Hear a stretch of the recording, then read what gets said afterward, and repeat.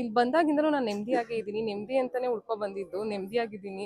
ಎಲ್ಲಾ ದೇವ್ರು ಕೊಡ್ತಿದ್ದಾನೆ. ಎಲ್ಲಾನು ಕೊಡ್ತಿದ್ದಾನೆ ಅಂದ್ರೆ ತುಂಬಾ ಅಂದ್ರೆ ಒಂಥರ ಏನೋ ಬೇಜಾರು ಆ ಥರ ಇರ್ತಿತ್ತು. ಅಂದ್ರೆ ದೇವಸ್ಥಾನಕ್ಕೆ ಬಂದ್ರೆ ಎಷ್ಟು ನೆಮ್ಮದಿ ಅಂದ್ರೆ ಅಷ್ಟು ನೆಮ್ಮದಿಯಾಗಿರ್ತೀನಿ ನಾನು. ಅಷ್ಟು ಖುಷಿಯಾಗಿದ್ದೀನಿ. ಏನ್ ಬೇಕು ಅಂತ ಕೇಳ್ಕೊಂಡಿದೀವೋ ಅದೊಂದು 21 ವಾರದಲ್ಲಿ ಆಗುತ್ತೆ ಅಂತ ಹೇಳಿದ್ದಾರೆ. ಕಟ್ತಾ ಇದ್ದೀನಿ 6 ವೀಕ್ಸ್ ಇಂದ. ದೇವ್ರು ನನ್ಗೆ ಒಳ್ಳೇದ್ ಮಾಡಿದ್ದಾನೆ. ನನ್ ನಂಬಿ ಕೆಟ್ಟವ್ರಿಲ್ಲ ಅಂತ ಹೇಳ್ತಾರಲ್ಲ, ಹಂಗೆ ರಾಘವೇಂದ್ರ ಸ್ವಾಮಿ ಇದ್ದಾರೆ. ಇಲ್ಲ ಅಂತಂತೂ ಇಲ್ಲ. ತುಂಬಾ ಒಳ್ಳೇದ್ ಮಾಡಿದ್ದಾರೆ ರಾಯರು.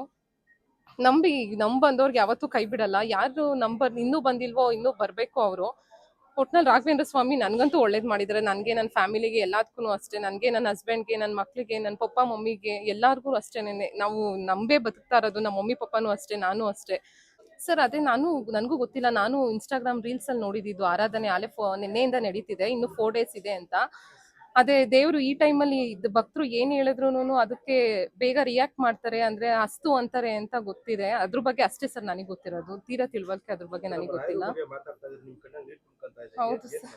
ಅಷ್ಟು ಅಷ್ಟು ಇದಿದೆ ಸರ್. ಇಲ್ಲಿ ನನ್ಗೇನು ಅಂತ ಗೊತ್ತಿಲ್ಲ. ನಾನು ಫಸ್ಟ್ ಸ್ಟಾರ್ಟಿಂಗ್ ಬಂದಿದ ತಕ್ಷಣ ನನ್ಗೆ ಅದೇನು ಕಳು ಬರ್ತಿದೆ ಅಂತಾನೆ ಗೊತ್ತಿಲ್ಲ.